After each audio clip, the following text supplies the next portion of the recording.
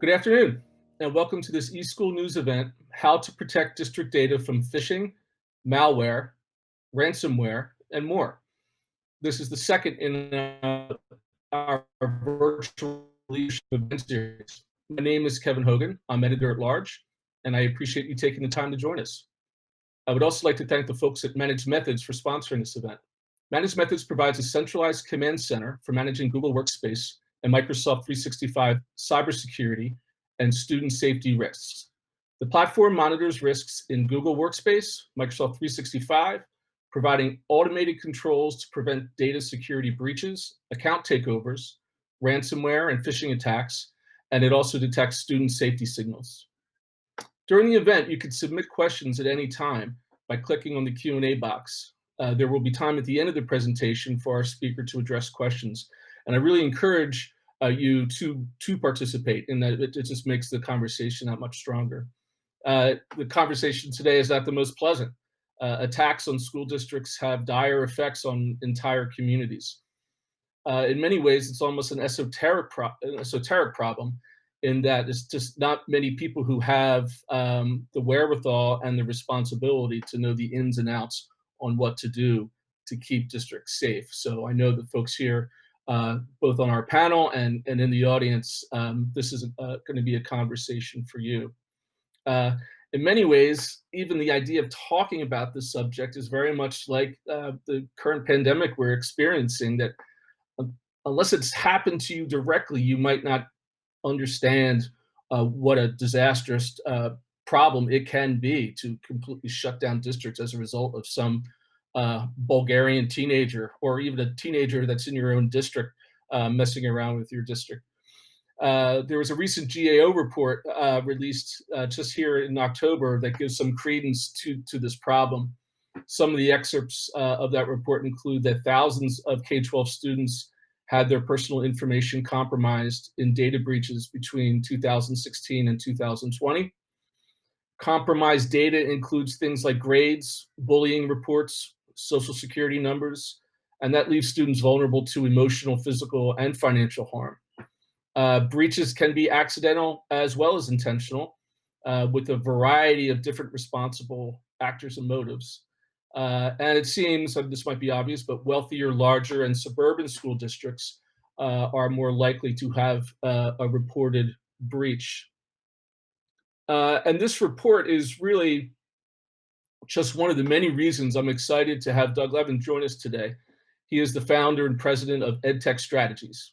Doug is a trusted advisor to federal and state policymakers and education leaders.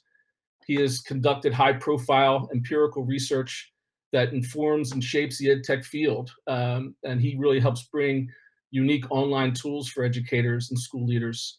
He obviously also has written and spoken widely about the trends shaping in the future of education. When it comes to policy, Doug, I'm sorry if I'm dating you here, but I mean, this comes from before last century.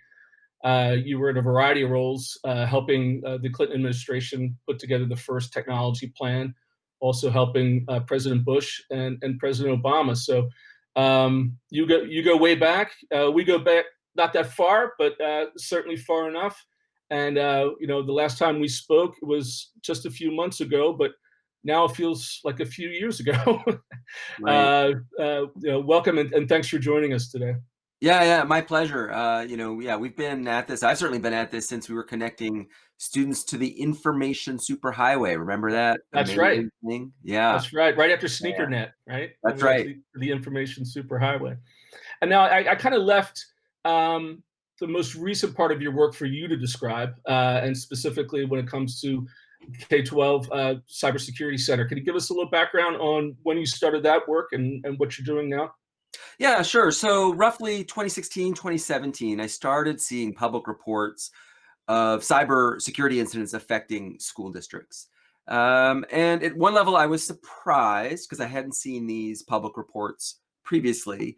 But at another level, I wasn't surprised because I knew school districts were relying on technology more. And then if you're connected to the internet and you're using computing devices, you're exposed to risks.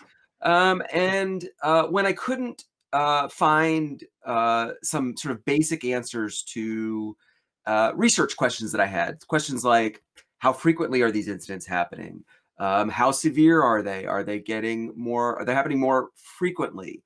What types of school districts are at risk? What types of threat actors are targeting school districts? When I couldn't find answers to those, pretty basic questions, I decided that maybe what I could do is start to assemble a database, a catalog of school cybersecurity incidents myself. And so in 2017, I launched for the first time something called the K-12 Cyber Incident Map that I have kept updated till that point. And then in 2018, I spun that map off into a new website called the K-12 Cybersecurity Resource Center, because it was clear to me that this was such a big deal that we needed more information and data and support for school districts. And if I didn't know, then others might not know either, and then I could maybe provide this public service.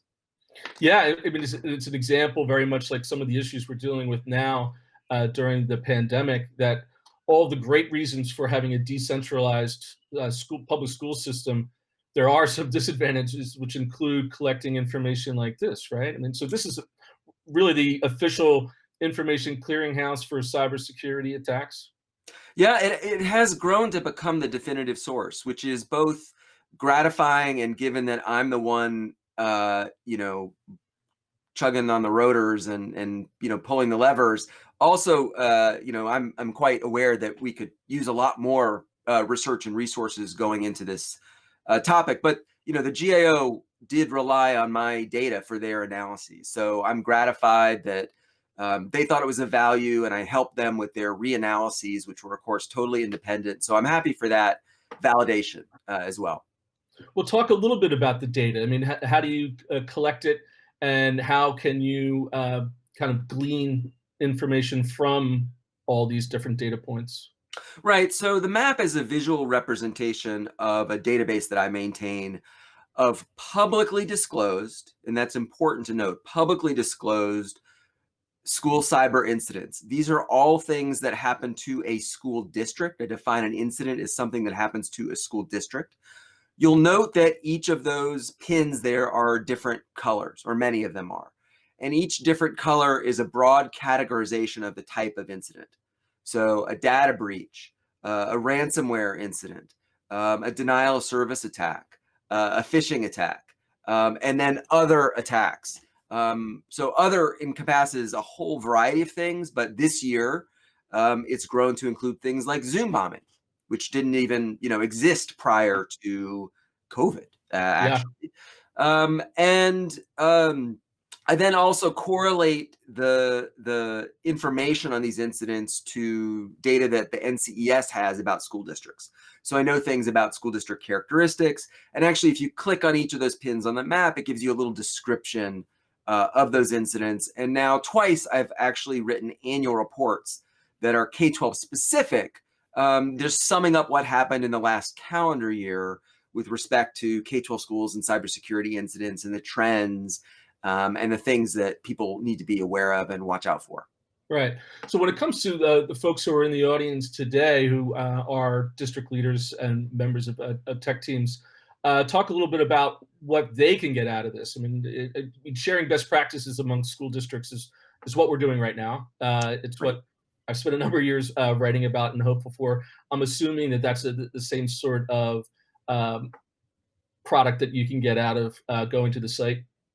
Yeah, well, so absolutely. The main purpose of the site is to raise awareness about the issue, to keep folks informed of recent developments and important commentary.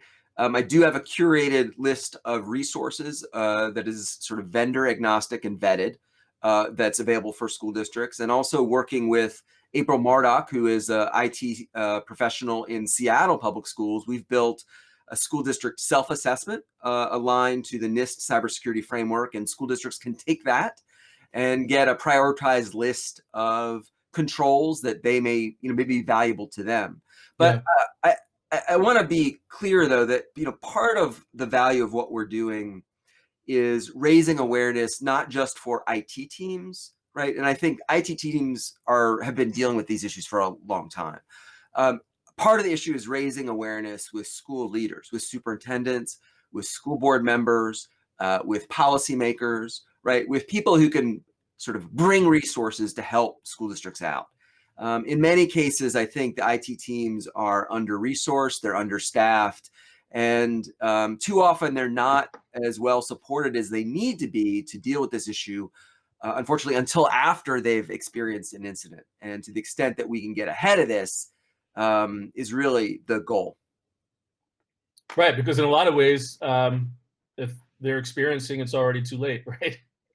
Yeah, right. I mean, you're going to pay the price for cybersecurity one way or the other. I mean, you can be proactive about it and put in the controls that are needed to protect you, or you can pay a lot more and have a lot more, harm caused and grief caused by dealing with it afterwards.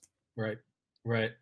Talk a little bit about, you mentioned earlier Zoom bombing, and again, we were going to have an in-person event in Washington, D.C. Yeah. in March, and I think that was the first conversation I had with someone, and we were both kind of dumbstruck about what was going on.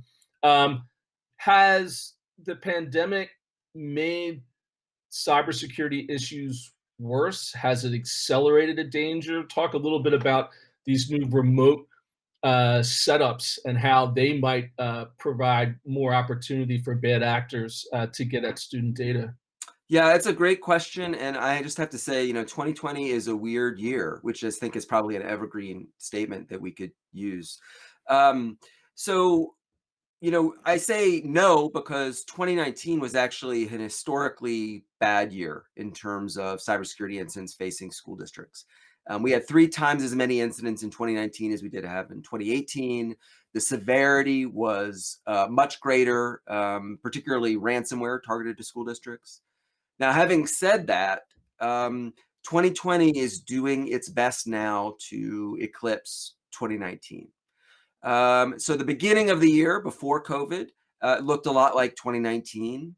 And then we really had the period from April to June, which was just very atypical, right? I think everybody was scrambling, maybe even the threat actors. But as the school year kicked off, these incidents have come in like a lion. I've been seeing roughly 2 incidents a day affecting school districts since the school year has started. I've seen certainly a lot of Zoom bombing, online trolls and others disrupting online classes, but also school board meetings and other, official meetings. But I've seen a sharp uptick in denial of service attacks, in ransomware incidents, and there have been some pretty significant data breach incidents as well since the school year has started. So, it's a tough time for school districts, and I think the one thing that COVID has sort of shown a light on is that school districts are less resilient now than they were before COVID, right? If there was a network issue for whatever reason, whether it was cybersecurity related or otherwise, teachers could sort of call an audible and continue on with their instructional plans, maybe not what they had planned to do, but they could just do an in-person exercise with the students, right? Sort of no harm, no foul. And when the network comes back up, they just go back to business as usual.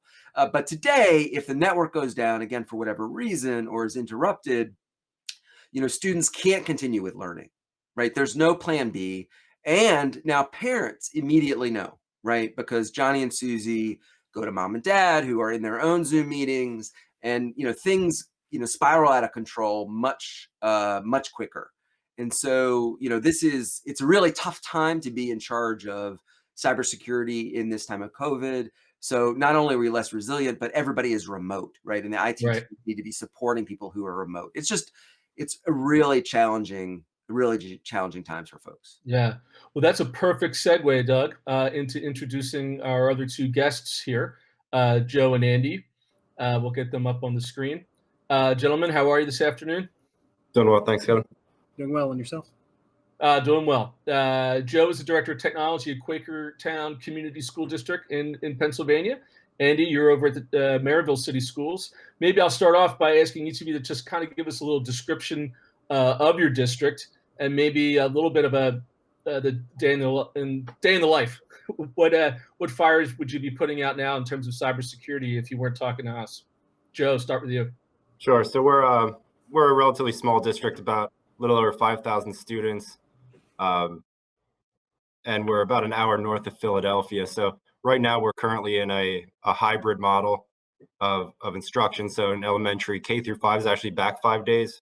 That's been going well, but we still offer a virtual model. Our secondary is coming back. I think it's 2 weeks now.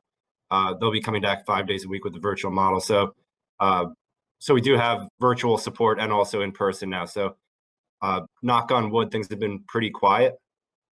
We have not had a lot of issues.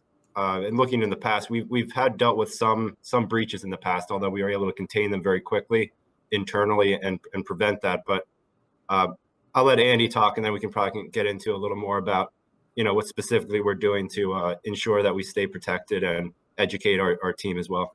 Right. Thanks, Joe. Andy. Yeah, our district has pretty similar demographics to Joe. We have about 5,500 students.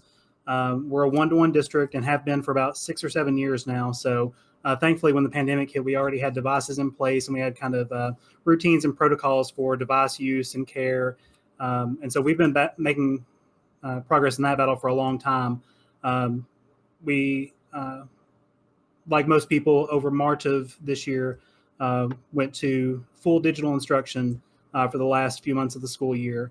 Coming back this year, we have done primarily in-person instruction, but we've offered some digital options for students. So we have a few teachers who are teaching digital-only classes, and we've allowed some flexibility in students to be able to float between digital or in-person, depending on kind of the fluidity of risk factors at home and contact there. So, and that's still a situation we're kind of watching minute by minute right now. Yeah, maybe the first question I'll throw out to both you guys is to maybe respond to the conversation that Doug and I just had. Did his points resonate with your experience? Yeah, and one thing that always hits home in K-12 instruction, right? Our budgets are what they are, right? I don't know, maybe unless you're in like a huge district, you don't have a cybersecurity person, right? I'm lucky I have 2 very capable network engineers. So we do everything in-house. We have a very capable staff.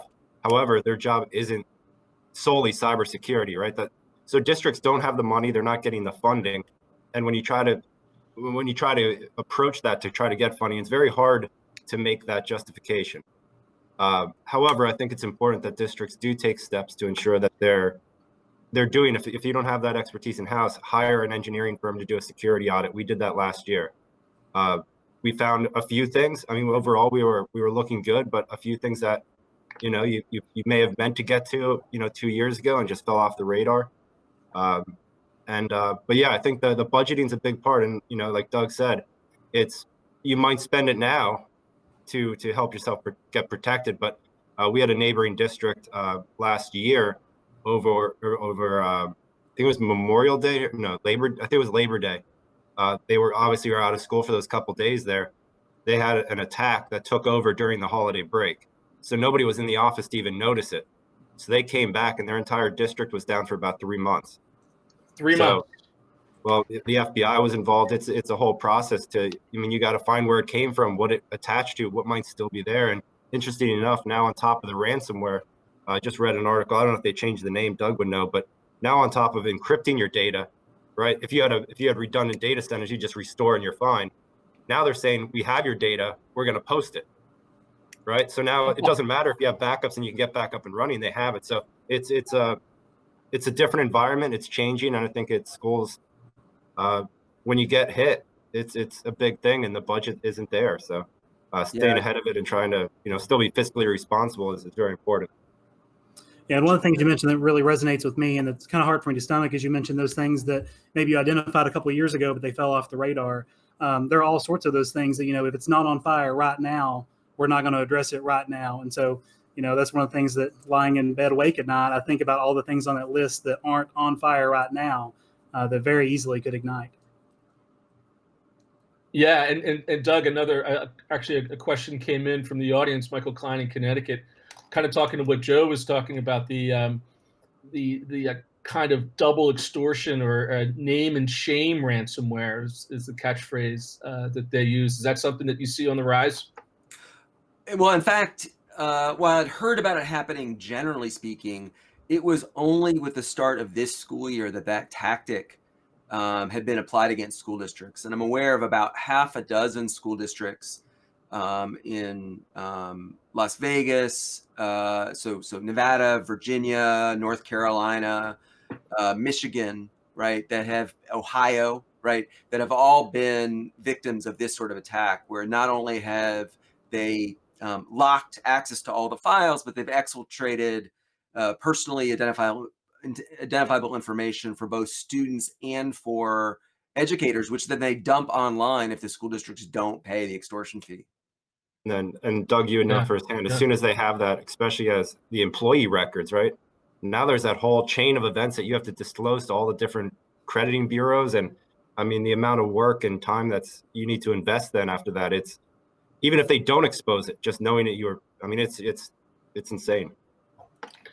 Yeah, it's one question that I always have, and I think other people have too, that aren't in the field, but they might be sitting on the school board who's going to approve your budget to get this stuff.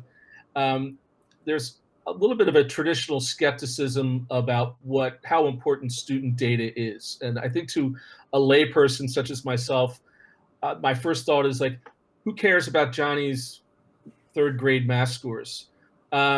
Maybe everybody can talk a little bit about what exactly is the data that we're talking about and how can it be used to harm students? Andy, maybe start. Andy, start us off. Okay. So I think to think about it in terms of, Johnny's third grade math scores, when I look at our student information system and I think about the variety of data and the depth of data that's available there, that's one of those things that, if that were to be compromised, you're looking at everything from, obviously social security information being leaked, but also, sensitive custody information, details about address, phone number, every sort of personally identifiable information you could imagine is in there, along with, not only those pieces of information, but they've got context. You've got names of family members. So you have all those relationships built there together with that data. And that data with context is much more dangerous than just a stray piece of social security information. Yeah, and also, I mean, another kind of alluded to it before, but once they have that data, now you just open your district up to lawsuits from parents as well, right? So there's a whole slew of events that would occur when that happens. So it's I mean, you have some special education records that, those come out. There's lawyers just chomping on the bit. So it's a mess, not just from a security and getting back up and running, but all those other things that you're going to have to hurdle going through the event too. Yeah, Doug, any high profile examples of this come to mind for you?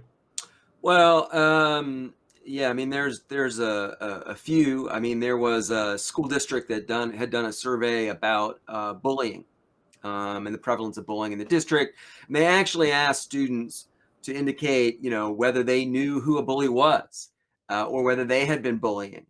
And it turned out that this survey was publicly available with all the results. And so you have students who are sort of bearing their souls, maybe who are feeling harassed for whatever reason.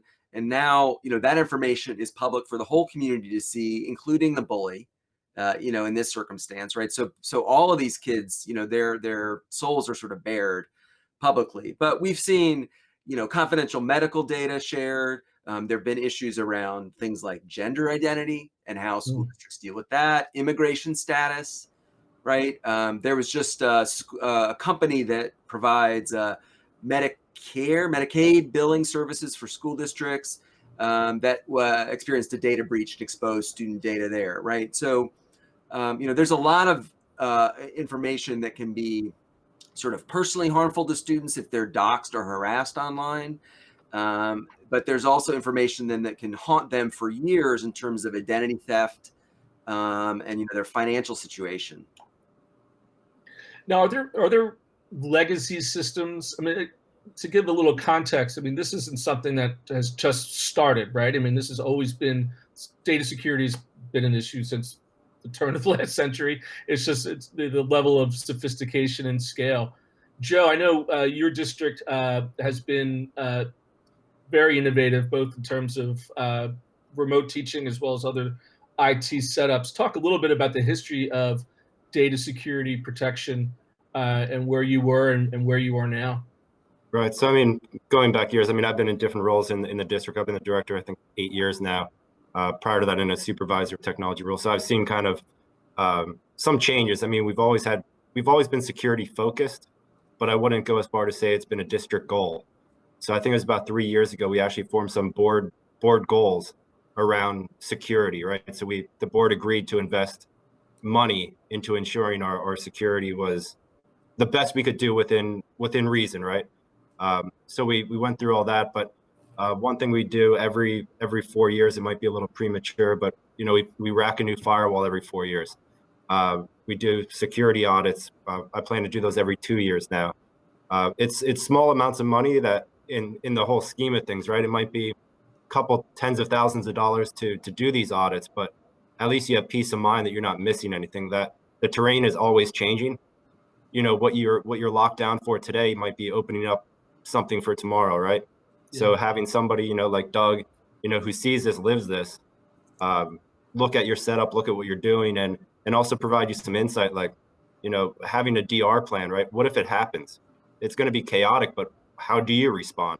Who's responding? Who's doing PR on it, right? If you get breached, somebody's got to go and report this out. Who's doing that? How are you doing it? So it all goes into it. It's a lot of work. I can't say we're 100% done, but I think just starting with those conversations, I know there's a lot of framework out there that Doug mentioned that you can use to start building some of these plans for and doing some of your own internal audits. But yeah, so from a security standpoint, we had some, it was many years ago, but Crypto Wall, I think it was at the time, same as Crypto Locker. We were able to catch it early enough, and we're pretty segmented in our network, so it couldn't really go anywhere. We were able to just cut our network back, roll off into another data center, and just restore from a previous time. Yeah. But I've seen a lot of districts that got hit really hard that have pretty much flat networks, and that infection just traverses exponentially across their entire district in minutes, right? Yeah. So, I think having audits and just making sure you're, know what traffic you're allowing, right? Make sure if you don't need it, don't allow it. Allow as you need, not, block it as you see an issue. So in many cases, we're strict. It causes some problems sometimes, but I'd rather know what I'm allowing than letting things through. So I've just seen districts go through it very close to us, and it's not a fun process. Yeah. Andy, how about you? Are you taking on a proactive versus a defensive strategy, I assume? Yeah, and I think, as Joe's alluding to, especially the infrastructure and hardware side, one of the biggest transitions that we've been having to make over the past few years is just the explosion of the software as a service offerings instead of, things locally installed running here. That's just created so many more attack vectors of places where we're sending data, and we're having to be more proactive about, identifying, when we first make contact with a cloud vendor, what kind of security they have, what kind of audits they do, instead of just sending them data carte blanche without kind of investigating that side of it, because we're ultimately still responsible for that data, even though it's living in somewhere's data center. So I think that's just the number of services that we've had migrate to SaaS over the past few years has really been a challenge trying to be that proactive. And, there's no need to send all of our data on a student to a vendor, but by default, a lot of our settings that vendors request require, in-depth student data when they really just need a username and a password and a unique identifier. So kind of being proactive and not just accepting what data people are requesting. Right. And a lot of, go ahead. I was just going to say, I think what Andy brings up, especially during this pandemic, is very important to know. I get many requests for various web-based options. I mean, so we're a G Workplace now, right? That's what they changed it to. But so many of those applications, what they don't see is when you add those to your domain, you're agreeing that this app can now see all this data, right? You really don't know anything about this company, right? You're just seeing a product, clicking OK, but where's your data going? So I think it's really important that, that you're really evaluating who's getting it, why they need it, and what does their privacy statement look like? Are they adhering to anything?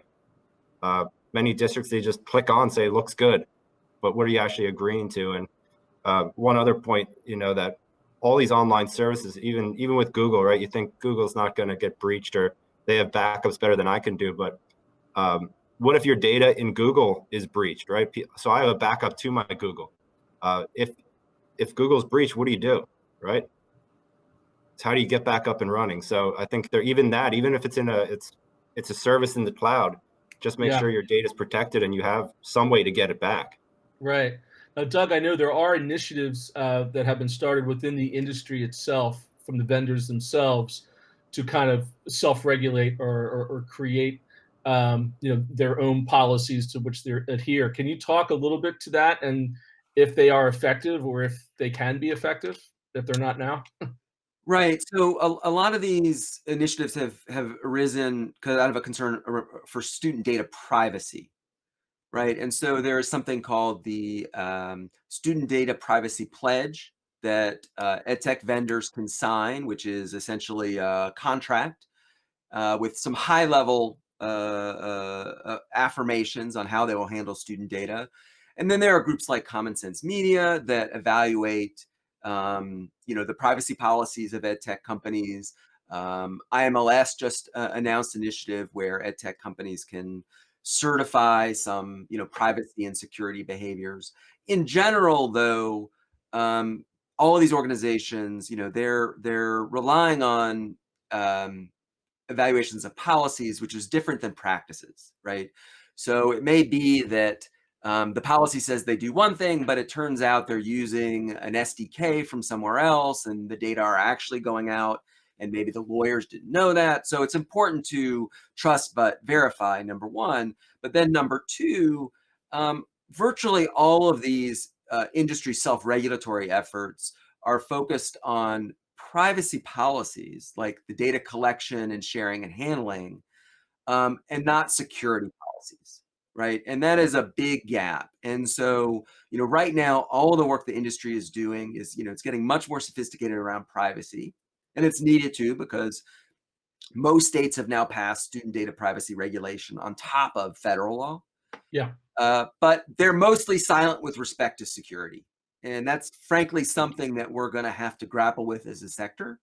And we're going to need to hold vendors responsible for good security practices, just like we need to support school districts in putting those into place as well. Yeah. Okay. Well, as you gentlemen know, the topic is how to protect district data from phishing, malware, ransomware, and more. Doug, you talked about denial of service attacks. Let's break down some of these topics. Let's start with phishing. And Andy, give us. I don't know if you've had any anecdotal experience within your district, but any tips or tricks on how to work around the phishing issue? Yeah, I'd say we definitely have some anecdotal evidence, because going over the data, kind of preparing for today, I was looking at just the past 7 days, and we've had about 85,000 emails pass through our mail server in the past 7 days. And of those, about 6% were flagged as phishing by Microsoft Threat Management. So we're definitely seeing those are only the things that were flagged. And obviously, there's some false positives in there, but definitely some that are still getting through. So, on an average week, we see a lot of mostly spoofing-centered phishing attempts. We see a whole lot of things where people will just sign up for a Gmail account using an administrator's name and send it to the staff of that school where they've scraped email addresses from the website. So I think, on a practical side, one thing that would give us a smaller attack surface would be, if you can possibly not publicly publish email addresses. I think that's a good first step. Another very practical thing that we do is we've had to start putting email headers at the top of any email that comes from outside of our district. And we started off doing that as a footer, just a small thing at the bottom of the email saying, this came from outside the district, please use caution, to make it look subtle and everything. And we realized we really had to put it at the top of the screen in bold, yellow, highlighted text. And at this point, we start to see now that coming through our reporting system, we'll see people being a lot more cautious and say, hey, this email didn't have a yellow box. Is it legitimate? So it's, it's a very small thing, a very easy thing to implement, but we've seen really good results from it. That's a good one, Joe. Yeah, so I mean, I'll echo what Andy said. One thing we did about 3 years ago is we saw a lot of it, and let's be honest, all these things, right? Phishing, maybe not malware, but ransomware. These all start with the user for the most part, right? They're the ones letting the bad actor in, right? Or they're providing their credentials in a spoof site or something, right? So I decided, there's many companies out there. I'm actually sure Managed Methods probably even provides a service. But we partner with a company to do our own internal phishing audits. And it's interesting. So last year, I think I did maybe 8 of them total. I don't want to overdo it, so they're expecting them, but it's interesting to see the learning curve from what we originally got, responses that people actually click. Now, I didn't take it so far that I'm capturing passwords, but just to see if they're actually clicking. But it's interesting, something as simple as EasyPass, right? Your toll booth thing. Spoofed email from EasyPass, and people are clicking on it, not even thinking in the back of the mind, my district email isn't even tied to my EasyPass. Right. But it elicits that emotion, right? That's how this all works. You get an initial emotion out of somebody like, uh-oh, something happened to my account. You're not thinking. So we took the approach of let's try to educate people because they're our front lines. We can have the strongest cybersecurity hardware in place, but if we have users who are careless, they're opening the doors, right? So that's kind of the approach, and I've seen it work. Is it foolproof? No, but I think educating your users is probably your best first approach, right? So that's kind of what we did, and then I'll echo everything Andy said. I mean, it's crazy the amount that comes through. Some of it's really bad, but there's a lot of stuff out there that is done really well. Yeah.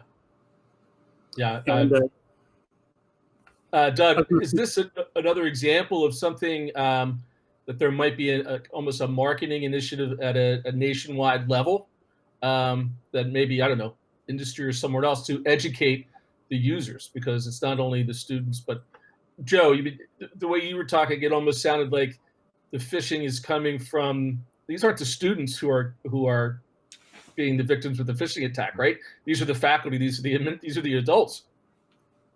Yeah.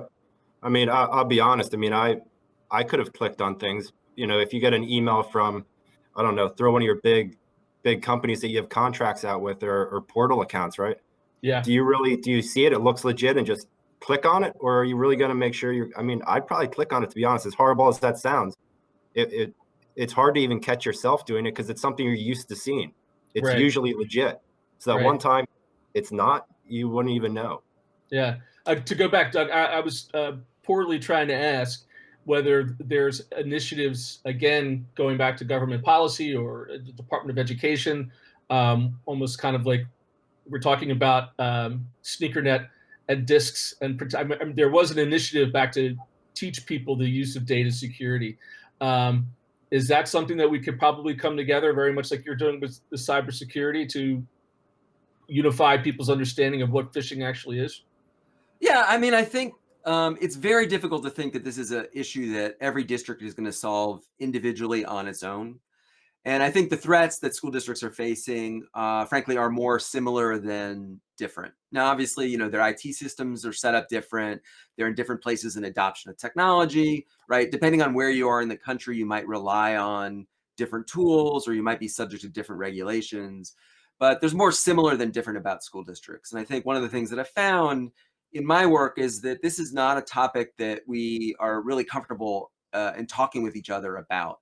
It's sort of almost like Fight Club, right? It's the first rule of Fight Club is when we talk about Fight Club, which is how we think about cybersecurity incidents. So, I've been involved in an initiative for a new nonprofit actually called K-12-6, which is a threat intelligence sharing community and best practices community for school districts, nonprofit, right? To help facilitate that sharing of best practices, common tooling, right? So people don't have to reinvent the wheel, and to do it in a way that is safe and secure and private, right? Which is really important because it's great to have a public conversation like this, but Andy and Joe are only going to be so candid about their systems, and rightly so, right? Because they're under the gun, every day. Okay, so far, 40 minutes in here, how to protect your district. Number one, education. Number two, audits. which is another preventative measure. What's next? What's next on that priority list for you guys when you look at? I mean, we haven't even gotten to the technology yet, right? Let's talk a little bit about the tools that you use and how you use them. Andy, I'll start with you this time. Okay. Like one of the other areas is kind of, mitigation once you start to see something happening. Some of our kind of worst scares have been cases where there's been some kind of phishing or malware attack that spreads very quickly. One of the tools we use is Managed Methods. That gives us kind of a management portal for our email to be able to quickly kind of search and remove emails that have been sent to the district. So that kind of quick remediation is really nice. We also one of the things Joe was alluding to about, receiving vendor emails and things that look suspicious, but they're so good. We've tried to get in the habit here of whenever we see anything suspicious or, when someone sees something and they say something, we try to take those and open them in a protected sandbox environment where we can really see what people are seeing, see what the results are, and try to predict, if we've had 10 people at one school receive this one type of message this week, we can see how it acts, and we can kind of prepare people to be more cautious about receiving a message like that with, a warning of what it would do to help kind of drive home the importance of it. Yeah, Joe. I mean, what the question was regarding around technology in place, right? Yeah, the tools, the strategies, what are the things that you're using on a day-to-day basis to kind of monitor and respond or prevent? Right. I mean, and again, this is one of those things that we don't have full-time people to look at this stuff, right?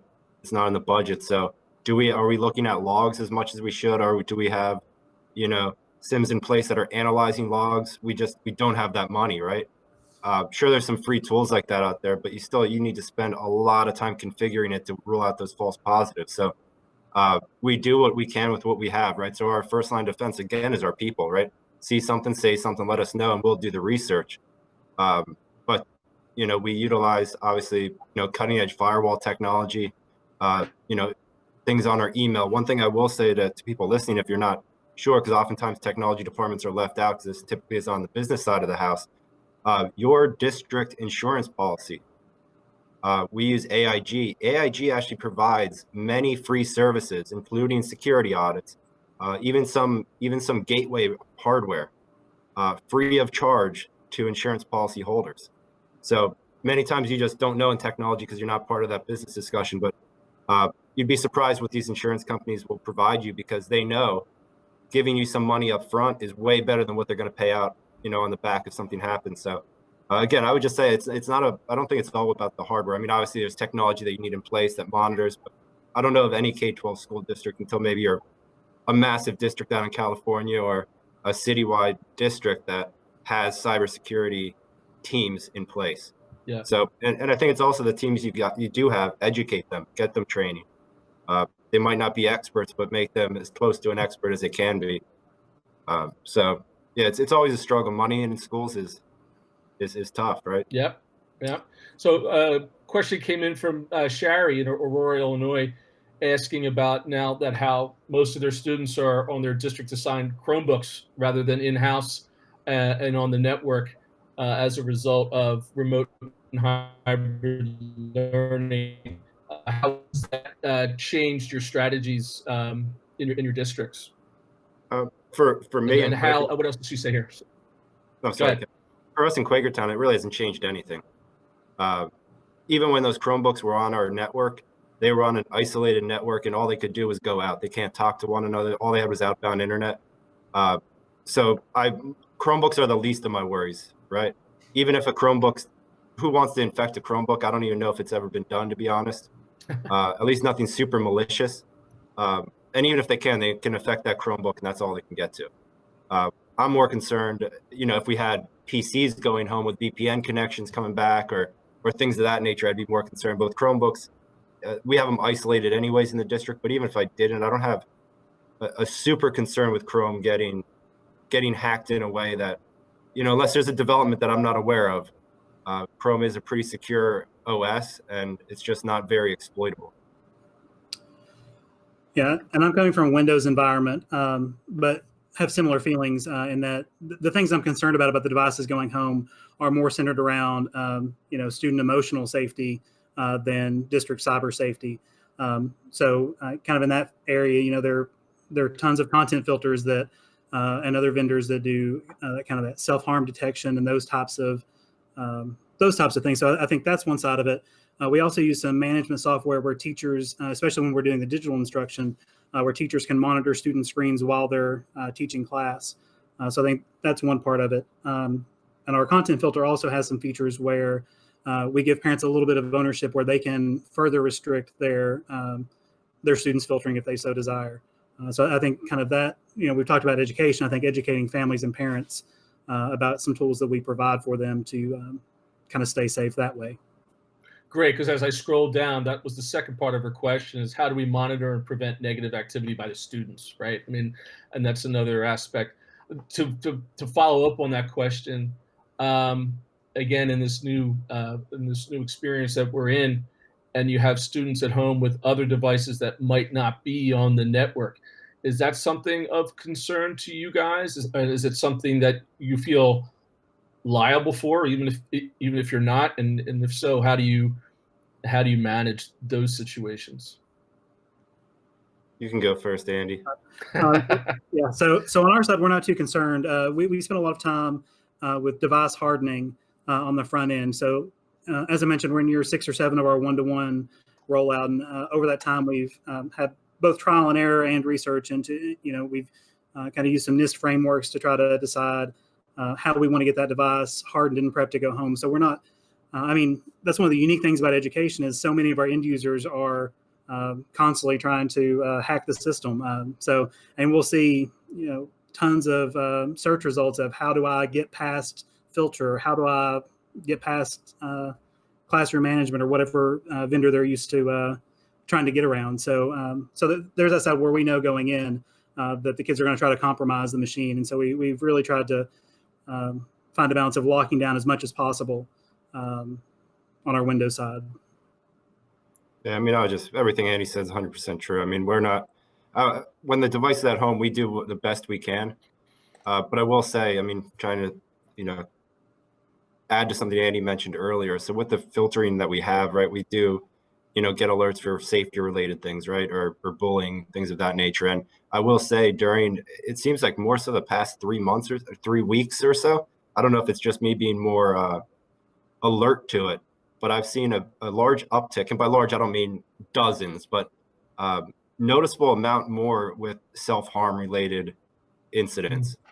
Whether they amount to anything, I don't believe they have, right? Guidance counselors get involved immediately, but whether it's we as adults may be able to cope with this and understand it more, but elementary and middle school kids that aren't able to go out and do their normal life, right?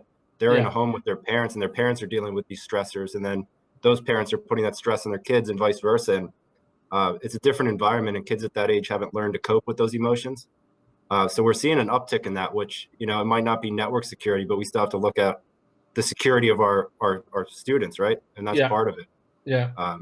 So it's interesting to see that, and it's most of the kids that are at home all the time.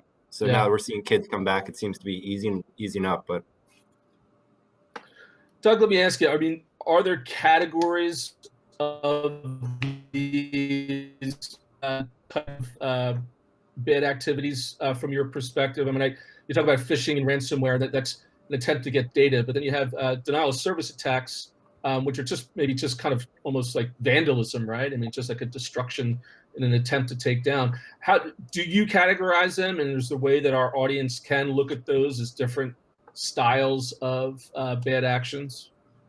Well, the way that I categorize them is data breaches, either of student or teacher data. Now, I have the ability on my end to separate it out, but publicly, I just talk about sort of data breach incidents. And those may be caused by internal actors, right, who make a mistake, or maybe it is a tech-savvy student who's bored and was able to expose something locally. I do look at confirmed ransomware incidents. I do look at denial of service attacks, and like you suggest, those really just knock people offline, whether it's the district-wide, building-wide, or maybe just knock a specific service offline. So for instance, during state testing, there was there've been, sort of a lot of reported problems of the testing system going down, right? And some of that is due to denial of service. And then we do look at phishing attacks, both sort of the mass phishing attacks that I think Andy and Joe described, the one that everyone who has an email address gets, right? But I think even more concerning are the targeted phishing attacks that I see, where they've clearly, the actor has clearly done research on the school district and really understands what they're going after. And those targeted phishing attacks, usually against business office staff, folks who are in HR or accounts payable, I mean, they have netted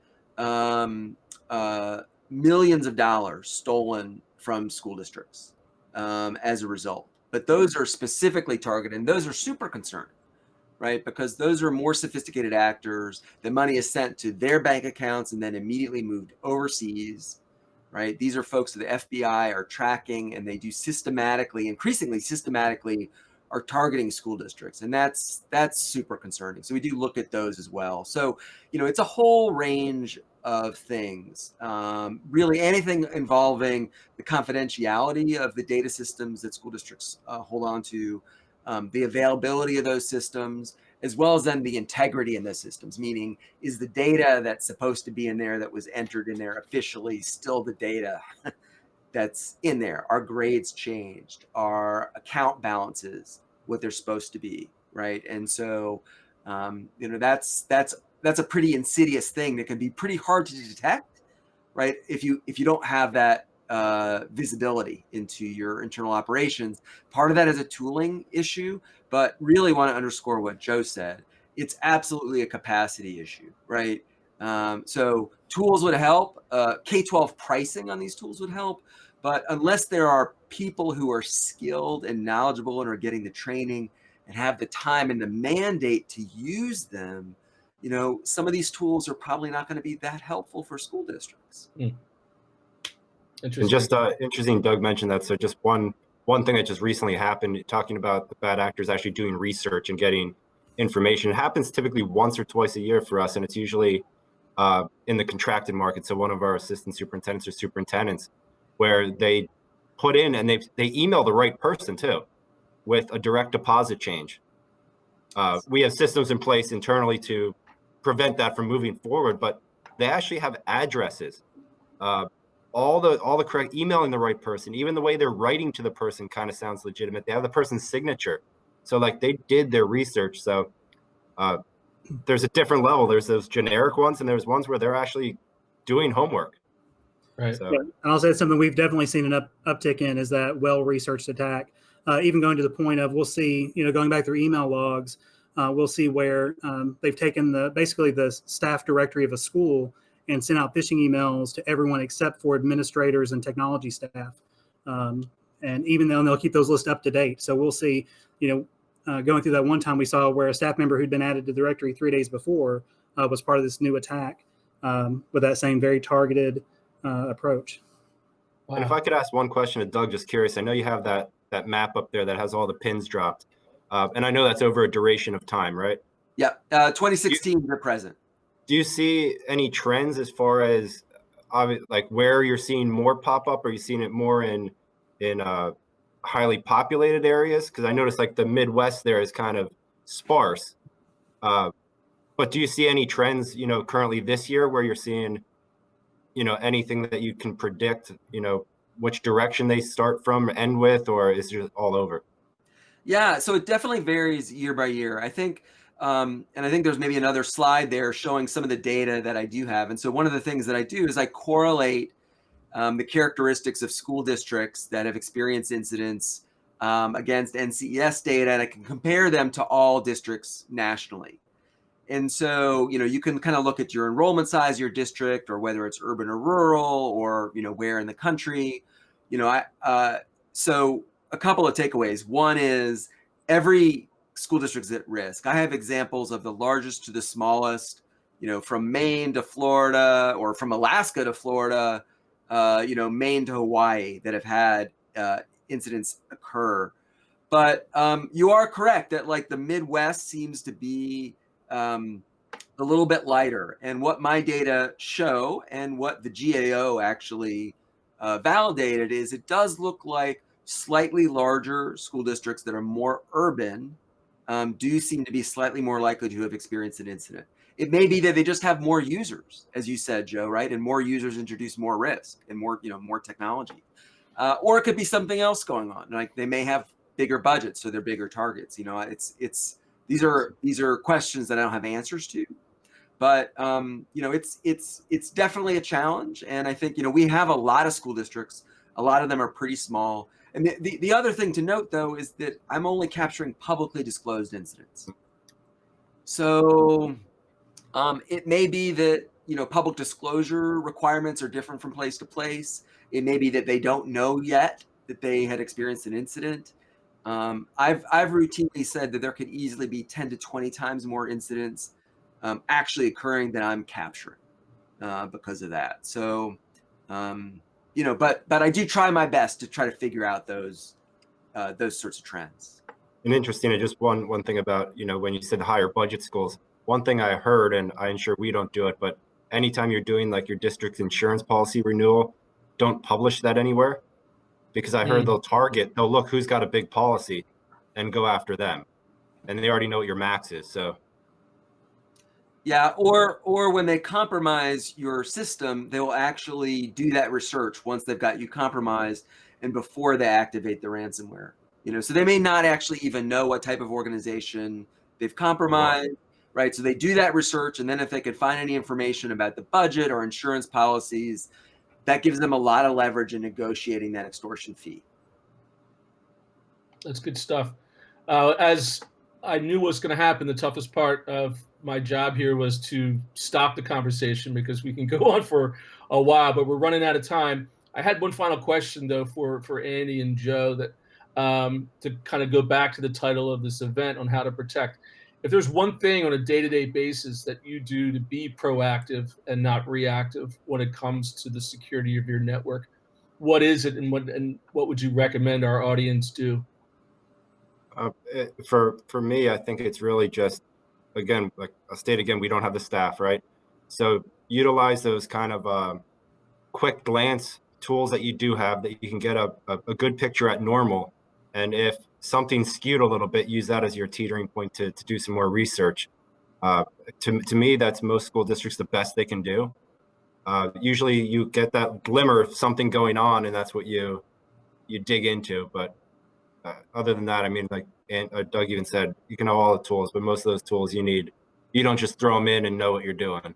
There's a lot you need to understand to get good data out of those. So, and pricing too. So anybody's listening, some of these big enterprise companies that do a lot of these AI network analytics and stuff, come down in price for K-12. Great. Thanks, Joe. Andy?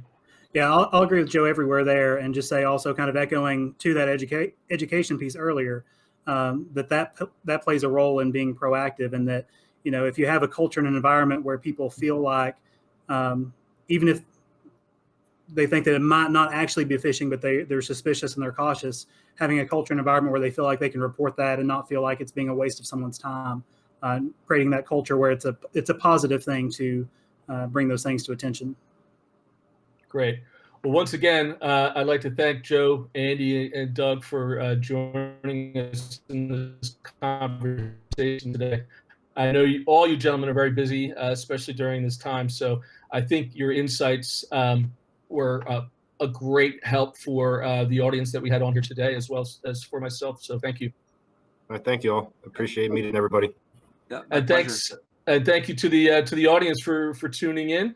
I hope you found it informative, and make sure that you look around for the next in our series of virtual events. Also, one last thank you to Managed Methods for bringing this all together and making this conversation happen. So once again, I'm Kevin Hogan signing off, and I'll see you at the next one. Thank you. Thank you. Have a good day. Thank you.